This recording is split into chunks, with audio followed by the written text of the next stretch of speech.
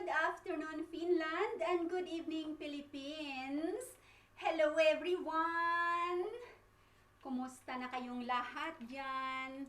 Tayo ngayon ay dito sa ating live dahil tayo ay may babasahing isang napakagandang sulat mula sa ating letter sender from Taiwan. Ayan, she is from Taiwan at tumutok tayo mga palangga sa ating sulat na babasahin ngayong gabing ito. Ayan, The Loveliness with your DJ Hana Lemon. Ayan, at marami tayong mga sulat dito at mayroon tayong isang natatanging napili para basahin sa gabing ito. Hi! Hello, Basel Beroya! Good evening sa inyong lahat. At tayo ay may napili ngayon, isang napakagandang sulat para sa ating The Loveliness with your DJ Hana Lemon. Yan, kumusta kayong lahat dyan? At nandito ako ngayon sa aking bagong studio. Ayan, welcome, welcome, welcome everyone! At makinig tayo sa napakagandang sulat na ito. Ayan, at nandito siya sa loob ng envelope na yan. At natin ang ating airmail pa yan. Alright. Sa inyong lahat, sa mga hindi pa nakatutok ngayon, this is your DJ Hana Lemon. Good afternoon, Finland, and good evening, Pilipinas. Today is January 11, 2021. Letter of our sender today. So, hi! Hello, darling Rose! Rosita Widsen, good evening sa iyo palangga. Hello, Miss Margie Briones from Egypt. So, tumutok na mga palangga at tayo'y magbabasa ngayon ng isang napakagandang sulat para sa ating letter sender mula sa Taiwan. So, pang-ano na natin ito mga palangging? This is for our advance Valentine's Day na sulat. Hi, Sisi Tres Niñora from Canada. Tutok na mga palangging at uumpisahan na nating basahin ang ating napakagandang sulat mula sa ating letter sender mula sa Taiwan. Ayan, mula sa Taiwan. Hello mga taga Boracay at mga taga Kalibo Aklan, taga Mindoro, taga Semirara, iyon, taga Canada, taga Finland, at sa buong Europe, sa buong mundo. Welcome to the live show of your DJ Hana Lemon today. Alright, so ulitin natin ulit ang ating pagbati para sa inyong lahat na nandiyan na ngayon. Alright? Alright. Okay. Love is our destiny. We do not find the meaning of life by ourselves alone. We find it with another. Alright. So, dito natin iuugnay ang sulat ng ating letter sender. Ayan. At ating bubuksan ang kanyang sulat. Okay, at ihanda natin ng konti ang ating musika. May konti tayong music habang babasahin natin ang sulat ng ating letter sender. And I hope na magustuhan ninyo ang kanyang sulat. Yan. Handa na ba kayo? Handa na ba kayo mga palangga? Makinig na kayo sa ating sulat na napakaganda. Ayan, so may ngumingiti dito. Are you going already? Ayan. Okay. So, sa buhay natin, mayroon tayong mga pangarap at mga minahal at mga mamahalin pang muli. Pero, hindi lahat ng mga yan ay nagsasuccessful, and what we are going to do is move on, di ba? Move on lang mga palangga, kung anuman ang mga nangyari sa inyong mga love life. Hi Lisa Santa Maria ng Kalibo, Aklan. Happy listening. Sino pang mga nandyan? Okay. At uumpisahan na nating basahin ngayon ang letter ng ating letter sender from Taiwan. Alright, so sana marinig. Hindi naman ito napaka-serious ng ating pagbabasa ha. Kailangan natin may konting active para hindi naman ako masyadong maboring dito. Dahil hindi ako makaka-reply dyan ng inyong mga chat sa live kasi very busy ang inyong DJ Hanelemon sa kanyang pagbabasa. Okay. So, let's begin. Dear DJ Hanelemon, magandang araw o gabi, anumang oras na matanggap mo ang sulat kong ito.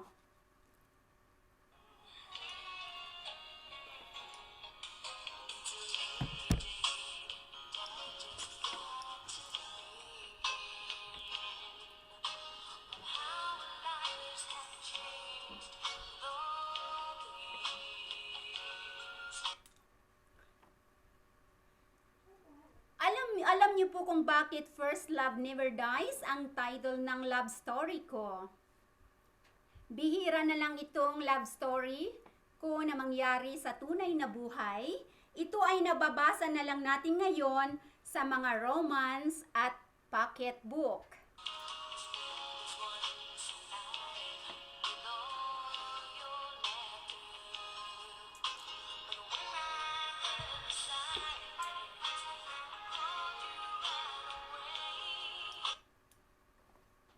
Itago nyo na lang po ako sa pangalang Miss Faithful.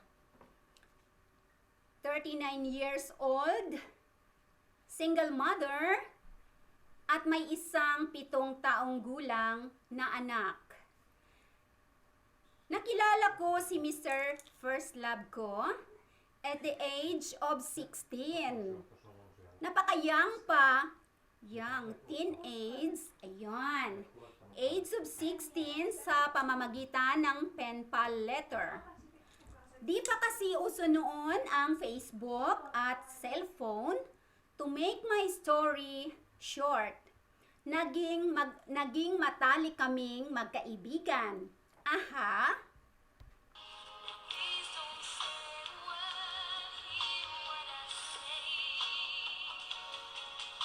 Oh, love me like first time again.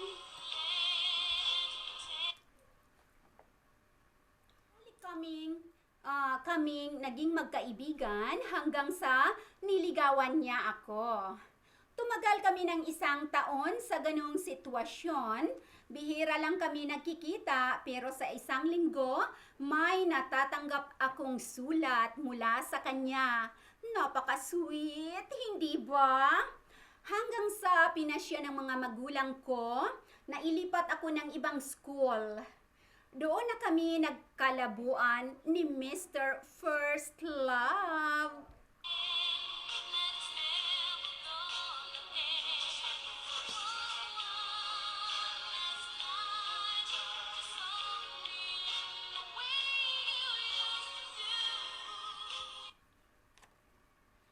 Noong una, hindi ako nakakalimot sumulat sa kanya. Monthsary, special occasion gaya ng birthdays, Christmas, New Year, Valentine's Day, pinadadalhan ko siya ng sulat at cards pero di man lang niya nire-reply hanggang sa nagsawa na ako at tinigilan ko na. Tinigilan mo na, marupok ka, Miss Faithful. Marupok ka. Tumigil ka kaagad. Ayan. Pero, nag-focus na lang ako sa pag-aaral ko hanggang nakagraduate ako ng secondary at wala na rin akong balita tungkol sa kanya sa aking first love. Lumuwas ako ako sa Maynila after ako magtapos ng high school. Doon ako nakipagsapalaran, nag-working student ako, nag-aral ako sa gabi, at nagwo-work ako sa araw. Masipag. Doon ko na binuhos lahat ang sakit na nararamdaman ko at sama ng loob ko sa aking first love dahil hindi madali palang makalimutan ang isang tao lalo na't mahal na mahal mo siya.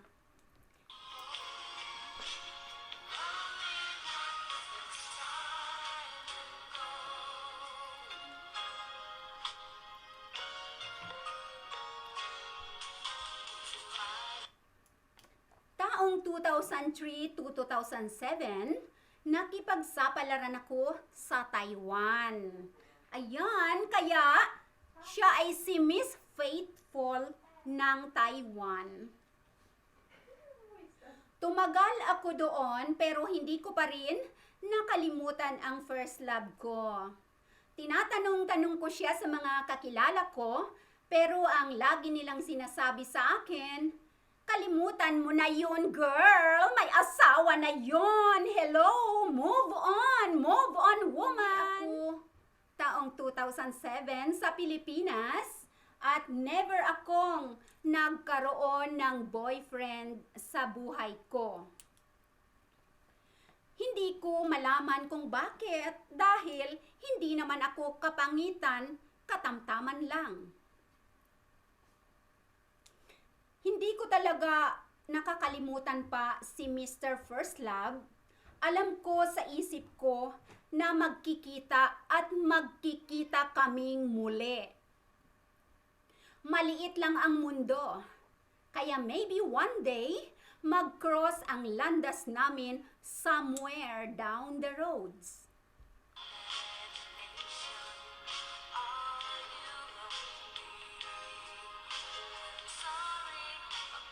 Baby ka man siya.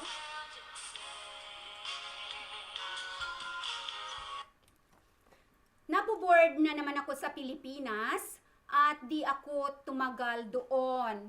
Naisipan ko na namang umalis, papunta naman ngayon sa Middle East.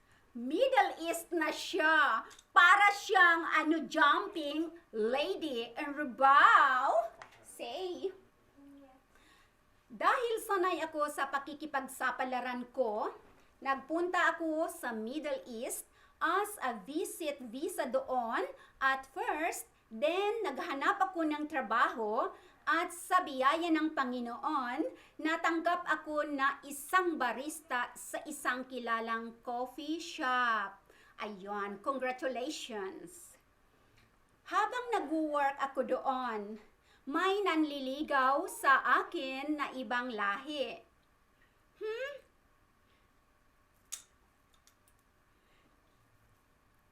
Noong una, takot ako at ninenerbiyos.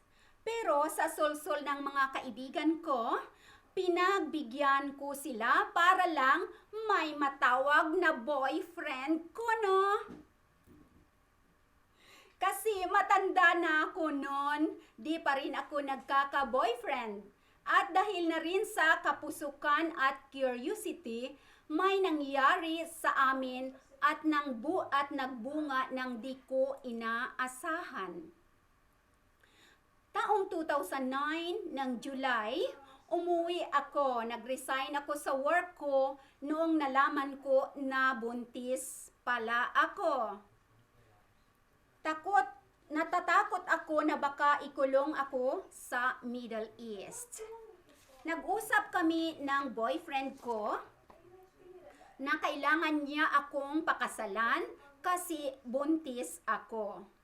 Nangako naman siya na asikasuhin niya ang mga papeles niya at susundan niya ako sa Pilipinas. Ako naman umaasa din na susundan niya ako, yon pala, pinaasa niya lang ako sa wala. Paasa ka, man!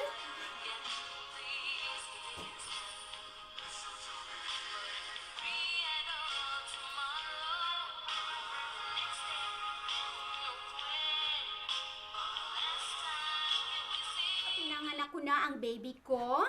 Walang mukhang nagpakita at wala akong natatanggap na sustento man lang mula sa tatay ng baby ko. Taong 2011, naisipan ko na namang umalis ng Pilipinas dahil kailangan kong buhayin ang anak ko. Umalis ako kahit na masakit iwanan ang maliit ko pang baby. Sa Hong Kong, doon ako nakipagsapalaran na naman para sa kinabukasan ng baby ko. Doon ko naranasan lahat ng hirap, bigat ng kalooban, sakripisyo para lang sa kinabukasan namin ng anak ko. Para na din ipakita sa tatay ng anak ko na kaya kong buhayin mag-isa at itaguyod ang kinabukasan ng aming anak. Sa Hong Kong, uso na noon ang Facebook. Ayon! Ayan! Uso na sa Hong Kong ang Facebook noon. Ayan, dyan natin uumpisahan ang ating kilig to the bones. Ayan.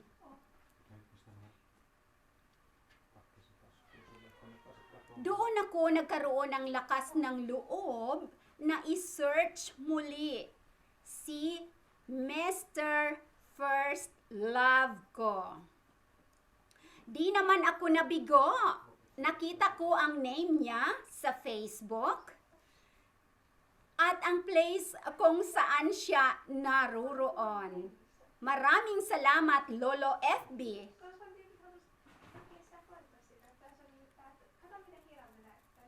Ayan. Kaya lang, DJ Honey Lemon, kinurot-kurot ang puso ko. Kasi nasaktan ako sobra dahil may pamilya na pala siya. May asawa na siya. Hinayaan ko na lang yun nang makita ko ang Facebook niya na siya pala ay isa ng pamilyadong tao. Nag-focus na lang ako sa buhay ko kasi sa isip ko, di ko na kailangan pa ng katuwang sa buhay dahil may anak naman na ako na pwedeng mag-alaga sa akin sa aking pagtanda.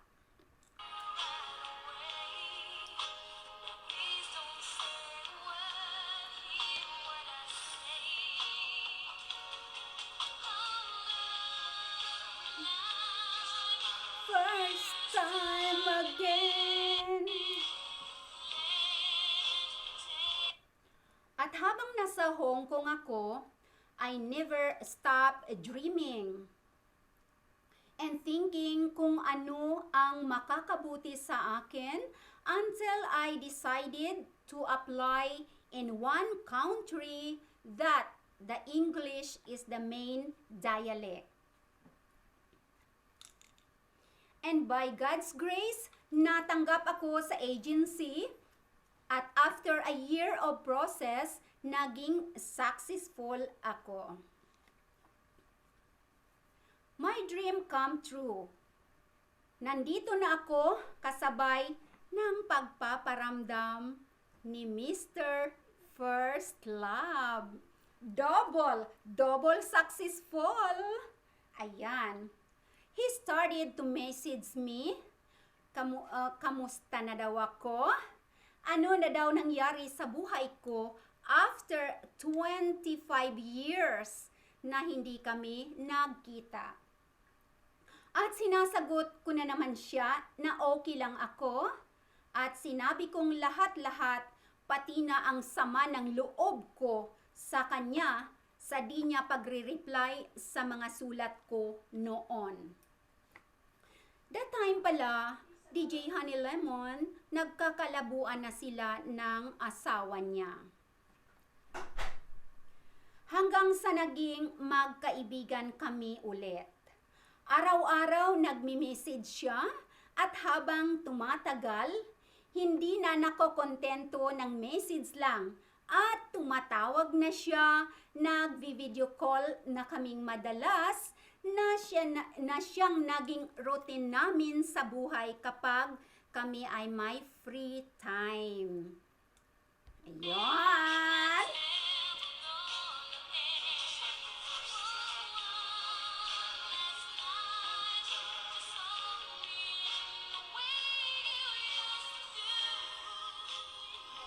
Love me like the first time, girl.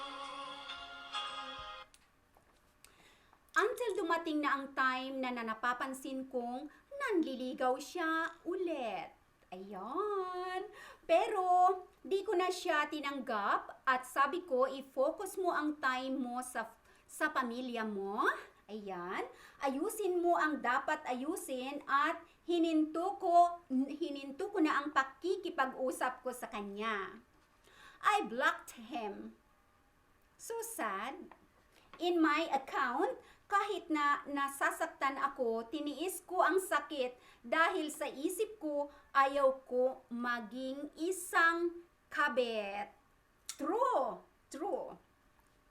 Isang araw, may message akong natanggap galing sa friend ko.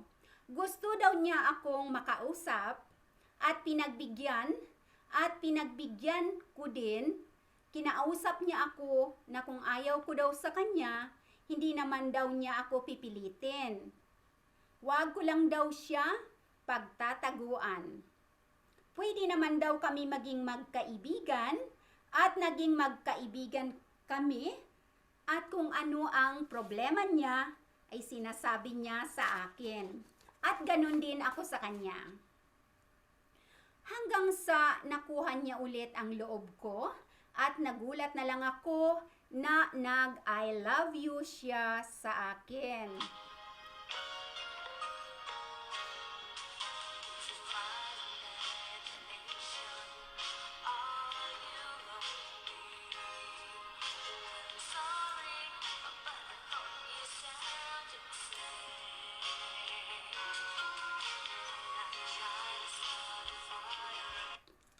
Pero hindi ko pinapakita na apektado ako sa mga pinapakita niyang sweetness at kalambingan. Acting lang ako as a great pretender dahil hindi ko pinapakita na mahal ko pa din siya. Para bang kantang tulak ng bibig, kabig ng dibdib. Ganyan ang aking acting DJ Honey Lemon.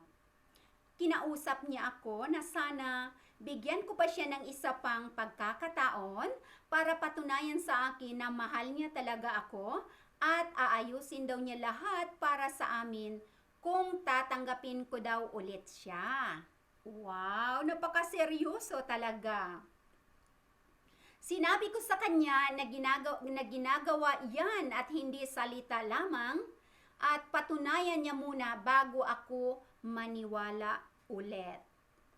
Sa ngayon ay hindi ko pa pwede i-reveal ang pangalan niya kasi undergo pa ang annulment papers niya.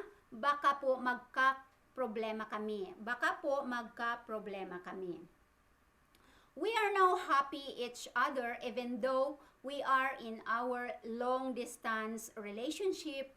We know that time will come na maayos na ang lahat at magkaroon na rin po ng happy ending ang aming love story as what I always remind him na we put God in the center of our relationship. Ayan po ang part 1 ng ating sulat mula sa ating letter sender at para may break tayo, i-pull natin yung song para sa ating part 1 at uumpisahan natin ang ating part 2. Ayan.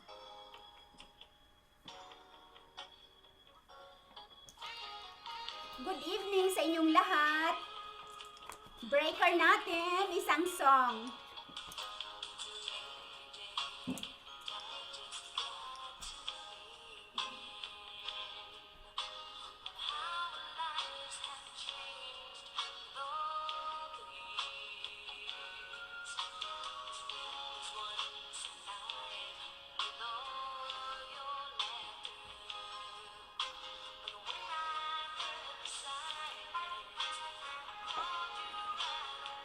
Sayaw kayo dyan, mga loves.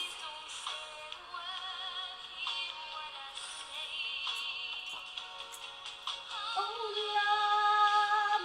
love like first time again.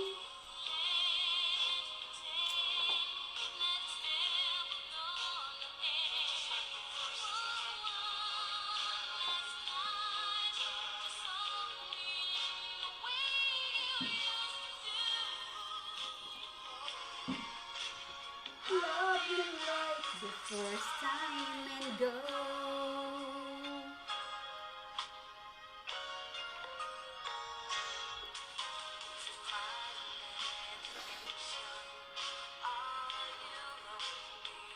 Are you lonely ba?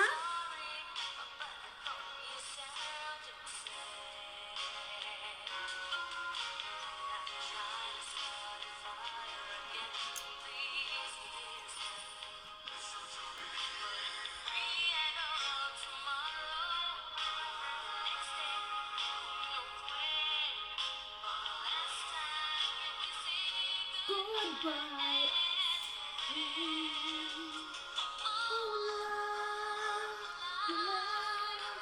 First time again.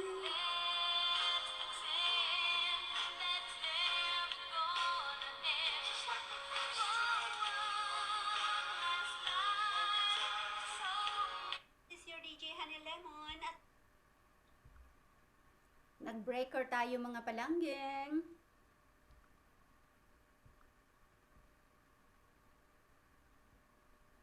At isusunod na natin ang ating part 2 sa ating sulat.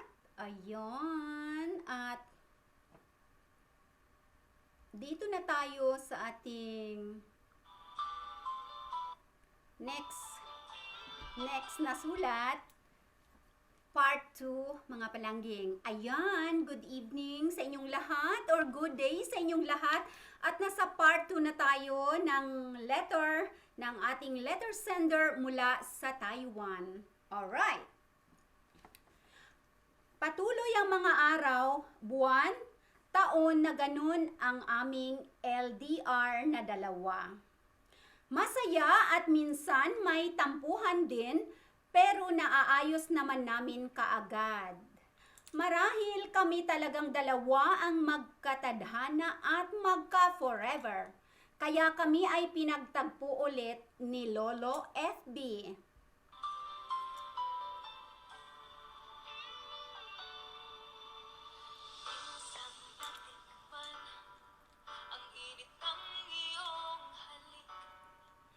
Akala ko narating ko na ang ulap sa langit. Sa aking pag-ikip, ang tanging naisip, ikaw na sa hanggang wakas. Ang aking pag-ibig. Ngunit bigat Nagbabakasyon ako sa Pilipinas, DJ Honey Lemon, at magkasama kami ni mahal ko, pati ang aking anak. Tanggap man or hindi ang aming relasyon sa both side ng aming mga clans, di na lang namin pinapansin. We are old enough to know what is the best for us. Besides, kami naman ang magsasama pagdating ng tamang panahon. Sa 1 month na holiday ko sa Pilipinas, magkasama kami ng mahal ko kahit saan kami pumunta. Kasama ang aking anak as one real family. Pero minsan, nag-daydream pa nga din ako, DJ Honey Lemon, at naitatanong ko sa hangin na is this real? Totoo nga ba talaga ito? Baka naman ito'y isang laro ng buhay na naman nakakaharapin ko. Pero andito na ito, paninindigan ko na at alam kong serious naman ang mahal ko na kaming dalawa talaga habang buhay ang magkasama at mahal na mahal niya din ako tulad ng pagmamahal ko sa kanya. di na madama kapag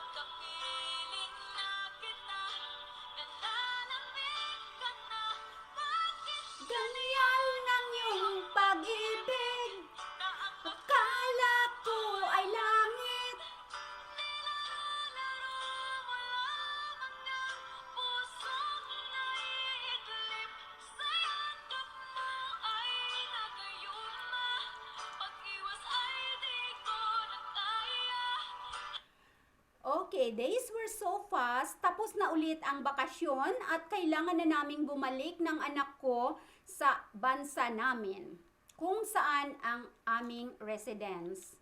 Bawat paalam, puno ng iyakan kung sa kanta po, hindi ba? But we both know na that's the way it is. Tiis lang talaga. Patuloy ang paglipas ng mga panahon, pareho naming dalawa, pareho kaming nagtatrabaho. Siya ay nasa Pilipinas at ako ay nandito sa abroad. Ang pahinga naming dalawa is mag-usap at video call para kahit paano hindi namin napapabayaan ang isa't isa. Habang hinihintay namin na matapos ang annulment niya, may mga ups and downs din na mga nangyayari sa relasyon namin. Minsan nga dumating ang isang pagkakataon na halos sumusuko na din ako dahil sa mga chismis ng mga tao tungkol sa aming dalawa. At kesyo habulin ng mga chicks ang aking mahal. Natural, guwapo kasi siya. Ayon. At iba pang mga hindi magagandang mga naririnig namin. Pero dahil nga mahal na mahal ko siya, iniintindi ko na lang din siya. Basta may permission siya mula sa akin kung siya'y lalabas. Stricto.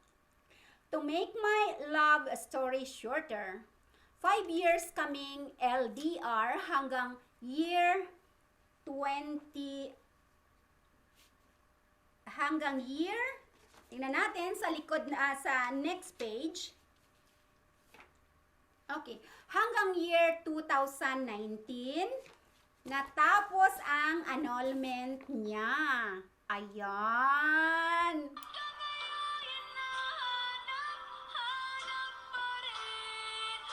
Ang lason mong halik. Yes, finally, natapos ang annulment ng mahal ko. And one nice thing happened. Napetisyon ko din ang aking anak at kasama ko na siya dito sa abroad. December 2019, so that's only last 2000, no? 2020, 2000, so bagong bago. December 2019, umuwi kami ng anak ko sa Pilipinas para, yes! Magpapakasal na kami ng mahal ko at ng first love ko. Nakakakilig ito. Very tense and interesting, di ba? 25 years na hindi nagkita, tapos, ayun, wow, okay. At magpapakasal na kami ng mahal ko at ng first love ko. I'm so very tense, nervous, but very excited. Natural. Simpleng kasalan lang at malalapit na kaibigan lang namin ang naimbitahan dahil ayaw namin na malaman ng both sides namin dahil nga against all odds itong aming pinupundar na relasyon na panghabang buhay. Bahala na lang si Batman. Malaman na lang nilang lahat, at least kasal na kami at wala na silang magagawa pa. Bravo! Ayan. Happy talaga ako, DJ Honey Lemon, nang nag-yes I do na kami sa Judds. Congratulations! And yet, still, hindi ko pa din lubos maisip na this is it. This is it. Ayan, yung braso kong malaki. This is it. Ayan. Totoo na talaga ito. Ito na yon. Ito na go, go, go. Akala ko noon sa mga nobela lang talaga mababasa ang ganitong kwento, pero it's proven sa buhay ko. First love never dies po talaga. After our wedding honeymoon, Pumunta kami sa probinsya ko kasama ng asawa ko na, syempre.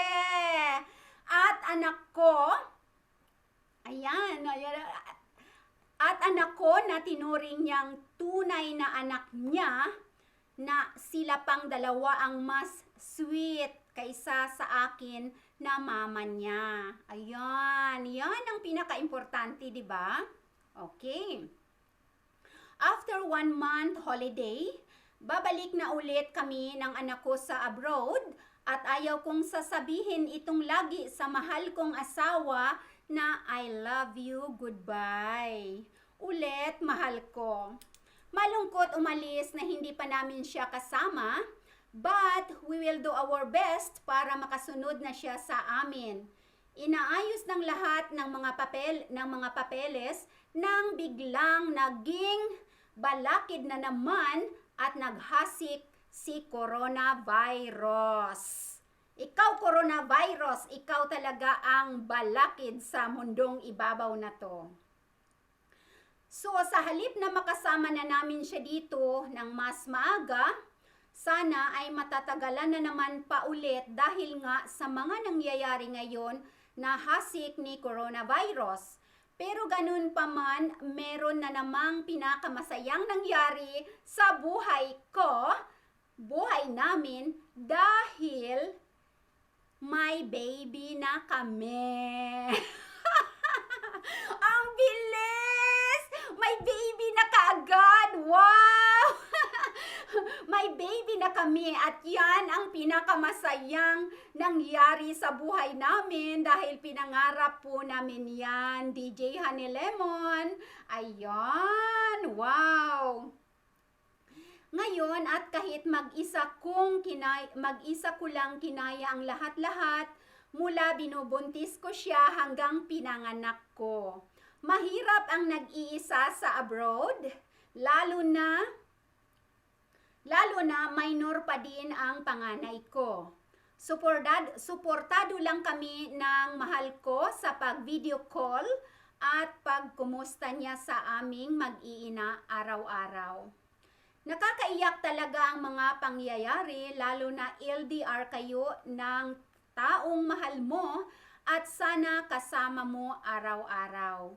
Pero dahil nga si God ang laging center sa buhay namin, nairaos ko ang pagbubuntis hanggang pinanganak ko ang baby namin sa edad na 44 years old.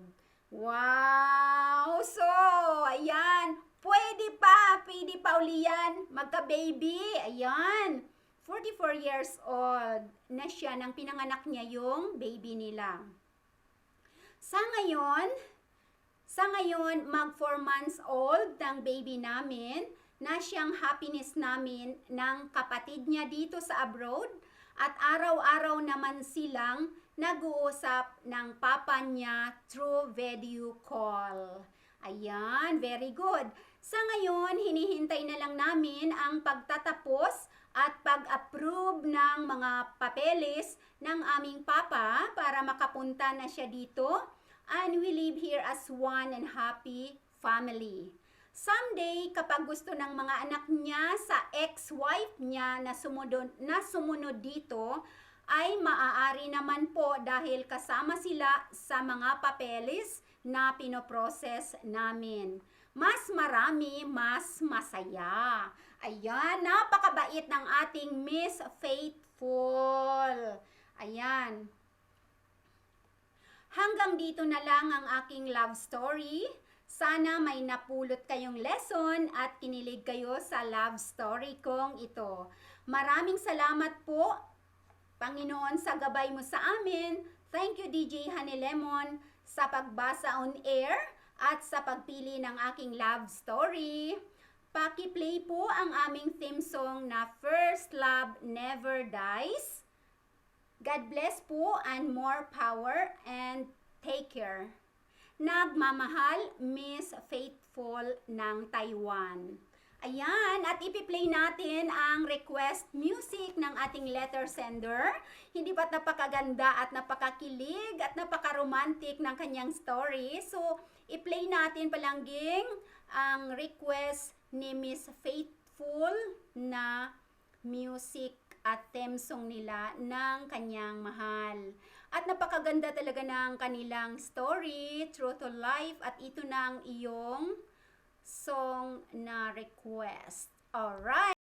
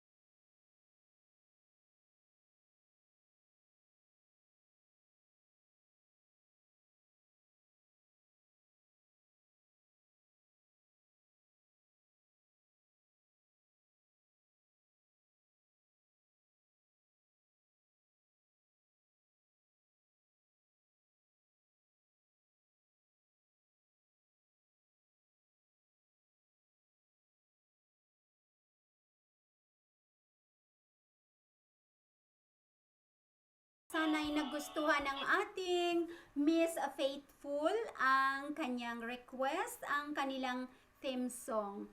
First Love Never Dies, at napatunayan ninyong dalawa yan ng iyong first love. At bago tayo magtapos, mga palangga at mga loves, nakalimutan ko palang i-public yung Facebook ko. Pasensya na mga palangga, nakaset pala ito ng private ang aking Facebook. Yung mga nagmi-message, pasensya na mga palangging, hindi daw sila makapasok. Pasensya na, sinet ko ulit kasi ng private ang aking Facebook. Ayan. At bago tayo magtapos, nagustuhan mo sana, Miss Faithful ng Taiwan, ang iyong request song, at babatiin din natin dito sa ating live broadcast ng happy 4 months old. Ang baby ng ating letter sender. Today pala yan, ang kanyang 4 months old. Happy and grow fast para naman ikaw ay makipaghabulan na sa iyong mommy. Ayan, nagsiselebrate siya ngayon ng kanyang 4 months old. At binabati rin natin yung lahat ng mga birthday. Si Basil Beroya, nakaligad ang kanyang birthday, belated happy birthday. At sa mga nagbe-birthday ngayong araw na to, binabati din natin. At sa mga magbe-birthday pa lang. Ayan, so, at ito naman ang aking pang-last na message. Alam nyo, sa buhay natin, may mga mamahalin tayo. Marami yan kung sa marami, pero may isang bukod tanging nakalaan talaga para sa atin. Ang sabi nga 'di ba? Baliktarin man ang mundo, kung kayo talaga ang magka-forever. At napatunayan yan sa letter sender natin sa kanilang True to Life Love Story. Ayan. Applause natin ang napakagandang True to Life Story ni Miss Faithful ng Taiwan. Hangad naming lahat na patuloy ang saya at pagmamahal. Love is always in our heart. Good luck at sana as soon as possible makapunta na dyan ang mahal mong asawa para happily and live together as family. Ayan. Thank you so much, Miss Faithful, sa pagpapadala ng iyong napakagandang True to Life story, love story, at dahil diyan, ikaw ay makakatanggap ng love gift mula kay DJ Honey Lemon. Ayan. Wow. Thank you so much everyone sa pagtutok at pagsama sa amin sa mga oras na ito. This is your DJ Honey Lemon sa kanyang segment na The Loveliness with your DJ Honey Lemon and your True to Life Love Story. God bless and again, good evening sa lahat at maligayang pakikinig ng ating napakagandang sulat. Ayan. God bless us all and abangan ulit yung ating pagsasahimpapawid ng mga programa pa natin at mga pag-games pa natin. And lastly, sa inyong lahat sa buong mundo, kahit sino man kayo, kinukumusta ko kayo and sana mag-ingat, keep safe dahil may mga pandemic pa rin. So, keep safe tayong lahat at medyo mawawala muna tayo sa limelight dahil bukas babalik na ako sa marketing class ko. But we will see maybe in the evening or maybe in the weekend kasi tumawag na yung maestro ko kanina eh. Magbi-virtual lang dito, virtual class. So, I've taken the marketing habang wala pa yung internship ko kasi nga dahil sa coronavirus na ito, sarado pa yung place to be na pag-i-internshipan ko supposed to be ngayong araw na to. Ang umpisa. Kaya lang dahil sarado pa, so I have to attend ng marketing class ko ulit. Alright, mga palangging and mga loves, thank you so much sa inyong pagtutok.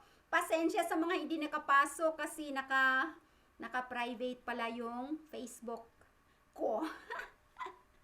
God bless us all and regards everyone. Ayan mga palangging sa buong mundo, mga lalab sa buong mundo, especially doon sa ating letter sender. Ayun, thank you so much sa pagtitiwala mo kay DJ Honey Lemon na basahin ang iyong masaya at napakagandang love story. And welcome yung mga gustong magpadala rin dyan ng inyong mga love story. Welcome! Ipadala kay DJ Honey Lemon At who knows, diba? Isa kayong mapili. At syempre, kapag napili yan, kayo ay may love gift na matatanggap. Alright, palakpakan natin si Miss Faithful ng Taiwan, ang ating letter sender for today. God bless us all and happy 4 months old again sa baby ni Miss Faithful today. Yes, bye. God bless you and love, love, love. Mwah! Bye!